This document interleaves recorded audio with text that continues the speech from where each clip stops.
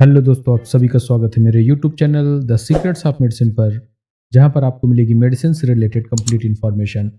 मैं हूं शेष मणि पांडे और आज की इस वीडियो में हम बात करेंगे दर्द जो कि हमारी गर्दन से लेकर कमर तक, घुटनों तक होते हैं, उनके बारे में, जिन्हें low back pain, spondylitis, slip disc, osteoarthritis, ये सब इनके बारे में हम जानेंगे क्यों होते हैं, इनके कारण क्या हैं और इनके ट्रीटमेंट के लिए कौन कौन सी मेडिसिन प्रिस्क्राइब की जाती है।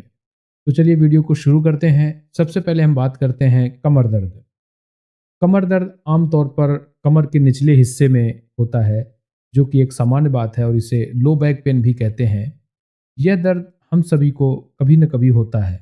यह दर्द आराम करने पर तुरंत ठीक भी हो जाता है या फिर तेज दर्द हो तो कुछ हफ्तों के भीतर ठीक हो जाता है। लेकिन कभी कभी यह लंबे समय तक बना रहे या बार बार वापस आए तो यह दर्द एक गंभीर समस्या का संकेत हो सकता है। कमर दर्द का एक सामान्य कारण खिंची हुई मांसपेशी या चोट हो सकता है। कभी कभी स्लिप डिस्क या हर्निएटेड डिस्क या एंकिलोजिंग स्पॉन्डोलाइटिस, जिसके बारे में हम आगे डिस्कस करेंगे, ये कारण हो सकते हैं। इसके कुछ लक्षण होते हैं: उठने और झुकने से दर्द का बढ़ जाना, आराम करने, बैठने या खड़े होने पर तेज दर्द होना, साथ ही कमर दर्द का आना और फिर चले जाना, सुबह उठने पर अकड़न और रूटीन वर्क के साथ धीरे धीरे ठीक हो जाना, दर्द जो कमर से कूल्हे और पैर तक आ जाना, पैरों में सुन्नपन या कमजोरी होना। यदि कुछ हफ्तों के बाद भी इन लक्षणों में सुधार नहीं होता तो तुरंत एक अच्छे ऑर्थोपेडिक या हड्डी रोग विशेषज्ञ से मिलकर इलाज कराना चाहिए। इस तरह के क्रॉनिक केस में कमर दर्द अगर बिना किसी कारण के विकसित होता है, जो एक्सरे, एमआरआई या अन्य परीक्षण से पता चलता है, तो इसके कारणों में बहुत सारी संभावनाएं हो सकती हैं।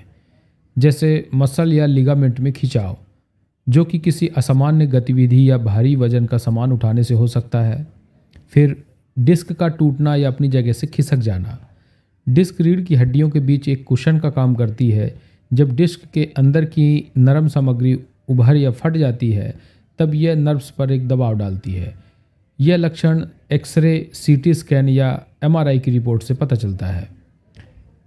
ऑस्टियोआर्थराइटिस, जॉइंट्स हमारे शरीर का एक ऐसा हिस्सा होता है जहां दो या दो से अधिक हड्डियां आपस में मिलती हैं। जैसे कि कूल्हे में हड्डियों का होना, जहां जांघ की हड्डी का ऊपरी सिरा पेल्विस के सॉकेट में फिट होता है। जोड़ की हड्डियां एक लचीली मगर मजबूत कार्टिलेज से कवर होती हैं। इसकी मदद से ये आपस में टकराए बिना मूव करती हैं। लेकिन ऑस्टियोआर्थराइटिस के केस में जोड़ों की हड्डी पर चढ़ी कार्टिलेज की इस परत को कमज़ोर करता है। परिणाम स्वरूप हमारे जोड़ों का सरफेस खुरदुरा हो जाता है और इसकी वजह से जोड़ों में सूजन, दर्द और अकड़न होती है। ये थे बहुत सारे कारण जिनकी वजह से लो बैक पेन हो सकता है। आगे हम बात करेंगे लो बैक पेन के अलावा एंकिलोजिंग स्पॉन्डोलाइटिस, ये कैसे होता है और कितने प्रकार के स्पॉन्डोलाइटिस के स्टेजेस होती हैं। हमारी मॉडर्न लाइफस्टाइल में कुछ बीमारियां ऐसी हैं जो लंबे समय तक हमारा साथ नहीं छोड़ती, जिनमें से एक है स्पॉन्डोलाइटिस की बीमारी। स्पॉन्डोलिसिस को हम स्पॉन्डोलाइटिस के नाम से भी जानते हैं। स्पॉन्डोलिसिस दो यूनानी शब्द स्पॉन्डिल तथा आइटिस से मिलकर बना है। स्पॉन्डिल का अर्थ होता है वर्टिब्रा तथा आइटिस का अर्थ होता है सूजन होना। इसका मतलब वर्टिब्रा यानी रीढ़ की हड्डी में सूजन की शिकायत को ही स्पॉन्डिलाइटिस कहा जाता है। इसमें पीड़ित व्यक्ति को गर्दन दाएं बाएं, ऊपर नीचे करने में काफ़ी दर्द होता है। स्पॉन्डोलिसिस की समस्या आमतौर पे स्पाइन यानी रीढ़ की हड्डी को प्रभावित करती है। स्पॉन्डोलिसिस रीढ़ की हड्डियों को असामान्य बढ़ोतरी या वर्टिब्रल के बीच की कुशन में कैल्शियम की कमी और अपने स्थान से सरकने की वजह से होता है। आमतौर पर इसके शिकार 40 की उम्र पार कर चुके पुरुष और महिलाएं ही होती हैं। आज की जीवन शैली में बदलाव के कारण युवावस्था में ही लोग स्पॉन्डोलाइटिस जैसी समस्याओं का शिकार हो रहे हैं। स्पेशलिस्ट का मानना है कि इस समस्या का सबसे बड़ा कारण गलत पोस्चर है, जिसमें मांसपेशियों पर दबाव पड़ता है। इसके अलावा शरीर में कैल्शियम की कमी दूसरा महत्वपूर्ण कारण है। कुछ आंकड़ों से ये पता चला है कि इस बीमारी के मरीजों की संख्या 3 गुना बढ़ी है और इनमें से सबसे ज़्यादा युवा ही हैं। आईटी इंडस्ट्री या बीपीओ में काम करने वाले लोगों का ज़्यादातर समय कंप्यूटर के सामने ही रहता है। तो अनुमानतः हमारे देश का हर 7वां व्यक्ति गर्दन और पीठ या जोड़ों के दर्द से परेशान है। आगे हम बात करते हैं स्पॉन्डोलिसिस के प्रकार, टाइप्स ऑफ स्पॉन्डोलाइटिस। शरीर के विभिन्न भागों को प्रभावित करने के आधार पर स्पॉन्डोलिसिस 3 प्रकार का होता है: सर्वाइकल स्पॉन्डोलिसिस, लंबर स्पॉन्डोलिसिस और एंक्लोजिंग स्पॉन्डोलाइटिस। सर्वाइकल की बात करें, गर्दन में दर्द जो कि सर्वाइकल को प्रभावित करता है, यह सर्वाइकल स्पॉन्डोलिसिस कहलाता है। यह गर्दन के निचले हिस्से, दोनों कंधों, कॉलर बोन और कंधों के जोड़ तक पहुंच जाता है, जिससे गर्दन घुमाने में परेशानी होती है और कमज़ोर मांसपेशियों के कारण बाहों का हिलाना भी कठिन हो जाता है। लंबर स्पॉन्डोलाइटिस, इसमें स्पाइन के कमर के निचले हिस्से में दर्द होता है। और एंक्लोजिंग स्पॉन्डोलाइटिस, यह बीमारी जोड़ों को विशेष रूप से प्रभावित करती है। रीढ़ की हड्डी के अलावा कंधों और कूल्हों के जोड़ इससे प्रभावित होते हैं। एंक्लोजिंग स्पॉन्डोलाइटिस होने पर स्पाइन, घुटने, एड़ियाँ, कूल्हे, कंधे, गर्दन और जबड़े भी कड़े हो जाते हैं। स्पॉन्डोलाइटिस के सिम्टम्स क्या होते हैं? गर्दन या पीठ में दर्द और उनका कड़ा हो जाना। यदि स्पाइनल कॉर्ड में कोई नस दब रही है तो उस पर हमारा नियंत्रण भी खत्म हो जाता है। इस रोग का दर्द हाथ की अंगुलियों से सिर तक हो सकता है, अंगुलियां सुन्न हो सकती हैं। कंधे, कमर के निचले हिस्से और पैरों के ऊपर हिस्से में कमजोरी और कड़ापन आ जाता है। कभी कभी सीने में दर्द होने लगता है और मांसपेशियों में सूजन आ जाती है। स्पॉन्डोलाइटिस का दर्द गर्दन से कंधों में, वहाँ से होता हुआ हाथों, सिर के निचले हिस्से और पीठ के ऊपरी हिस्से तक पहुँच सकता है। छींकना, खांसना और गर्दन की दूसरी गतिविधियाँ इन लक्षणों को और गंभीर बना सकती हैं। शारीरिक संतुलन बिगड़ सकता है और समय बीतने के साथ दर्द का गंभीर हो जाना भी स्वाभाविक है। स्पॉन्डोलाइटिस की समस्या होने पर सिर्फ जोड़ों तक ही सीमित नहीं रहती। समस्या गंभीर होने पर बुखार, थकान, उल्टी होना, चक्कर आना और भूख की कमी जैसे लक्षण भी दिखाई देते हैं। अब जानते हैं स्पॉन्डोलाइटिस होने की वजह क्या है। भोजन में पोषक तत्वों, कैल्शियम और विटामिन डी की कमी के कारण हड्डियों का कमज़ोर हो जाना ही स्पॉन्डोलाइटिस का सबसे बड़ा कारण है। बैठने या खड़े रहने का गलत तरीका स्पॉन्डोलाइटिस की समस्या का सामना करना पड़ता है। बढ़ती उम्र भी इसका एक अहम कारण है। मसालेदार, ठंडी या बासी चीज़ों को खाने से भी स्पॉन्डोलाइटिस होता है। आलस्य से भरी जीवन शैली आगे चल के स्पॉन्डोलाइटिस की परेशानी दे सकती है। लंबे समय तक ड्राइव करना भी इस बीमारी में खतरनाक होता है। महिलाओं में अनियमित पीरियड्स आना भी इसकी एक वजह होती है। उम्र बढ़ने के साथ हड्डियों का क्षय होना भी एक कारण है। अक्सर फ्रैक्चर होने के बाद हड्डियों में क्षय होने की स्थिति बनती है। तो ये जानकारी थी स्पॉन्डोलाइटिस, एंक्लोजिंग स्पॉन्डोलाइटिस, इसके बारे में। आगे हम बात करेंगे इन बीमारी में कौन कौन सी दवाइयाँ देते हैं, जैसे कि मसल रिलैक्सेंट। तो हम जानेंगे मसल रिलैक्सेंट क्या होते हैं। मांसपेशियों में ऐंठन के इलाज के लिए मांसपेशियों को आराम देने वाली दवाइयों का उपयोग किया जाता है। मांसपेशियों में ऐंठन एक मांसपेशी या मांसपेशियों के समूह का अचानक अनैच्छिक सिकुड़न, जिसे इन्वॉलंटरी सिकुड़न कहते हैं।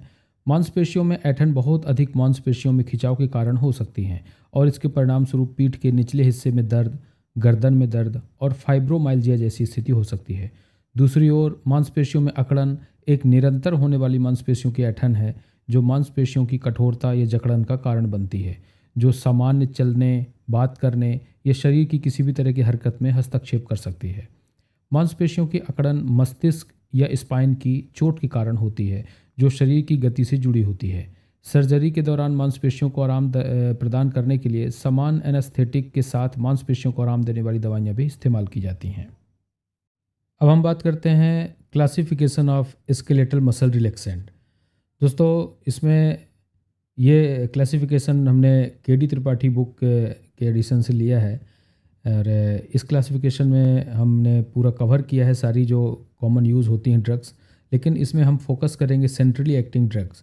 तो इसका क्लासिफिकेशन में देखा जाए तो 2 तरह के एक्टिंग ड्रग होती हैं, एक सेंट्रली एक्टिंग ड्रग, दूसरी पेरीफेरली एक्टिंग ड्रग।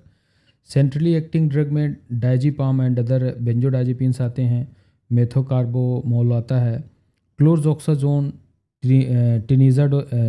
टिनिजाडिन, बेक्लोफेन और गाबापेंटिन। और पेरीफेरली एक्टिंग ड्रग में drugs acting and neuromuscular junction, drugs directly acting on skeletal muscle जैसे डेंट्रोलिन। तो इनके बारे में हम डिस्कशन ज़्यादा नहीं करेंगे, हम केवल देखेंगे सेंट्रली एक्टिंग ड्रग के बारे में। तो ये लिस्ट है पूरी सेंट्रली एक्टिंग ड्रग की और इन्हीं से रिलेटेड ब्रांड्स होते हैं जो ज़्यादातर हमें लो बैक पेन या स्पॉन्डोलाइटिस के केसेस में डॉक्टर प्रिस्क्राइब करते हैं। मसल रिलैक्सेंट्स के जो मार्केट में ब्रांड्स आते हैं वो ज़्यादातर पेन किलर के साथ में कॉम्बिनेशन में आते हैं, जो कि कुछ पॉपुलर ब्रांड्स हैं जिनका आगे हम डिस्कशन करेंगे, जो कि प्रिस्क्रिप्शन बेस्ड ही मिलती हैं। डायरेक्टली आप इन्हें परचेज़ नहीं कर सकते हैं और ना ही करना चाहिए। ये प्रॉपर ट्रीटमेंट के दौरान ही प्रिस्क्रिप्शन से ये मेडिसिन परचेज़ की जाती हैं। तो कुछ पॉपुलर ब्रांड हैं। ये ब्रांड ज़्यादातर एसिक्लोफेनेक पैरासीटामोल के साथ में क्लोरजोक्सोजोन में आते हैं, या फिर डाइक्लोफेनेक के साथ में क्लोरजोक्सोजोन के साथ में आते हैं, और कई बार टिनिडाजोल और भी दूसरे मसल रिलैक्सेंट्स के साथ में मार्केट में अवेलेबल होते हैं, जो कि अलग अलग डॉक्टर की चॉइस के अकॉर्डिंगली अवेलेबिलिटी में हो सकते हैं। और कुछ पॉपुलर ब्रांड्स देख लेते हैं, जैसे कि मायोस्पाज, मूवेक्स एमआर, जीरोडॉल एमआर, हाईफेनेक एमआर या निकोक्सिया एमआर। तो ये कुछ पॉपुलर ब्रांड्स हैं। बहुत ही मैंने लिमिटेड नेम्स बताए हैं, बट बहुत सारे ब्रांड्स हैं जो मार्केट में अवेलेबल हैं और आप इन्हें डॉक्टर की सलाह के साथ यूज़ कर सकते हैं। तो दोस्तों, ये थी सारी जानकारी लो बैक पेन, स्पॉन्डोलाइटिस और उनके ट्रीटमेंट्स और उनके पॉपुलर ब्रांड्स के बारे में। आशा करता हूँ कि आप लोगों को ये जानकारी पसंद आई होगी। तो ऐसे ही वीडियोज़ के लिए हमें सब्सक्राइब करना बिल्कुल भी ना भूलें, ताकि आपकी नोटिफिकेशन सबसे पहले पहुँचे और हम इसी तरह से आपको मेडिसिन से रिलेटेड अपडेट करते रहें। मिलते हैं नेक्स्ट वीडियो में। Thank you so much for watching.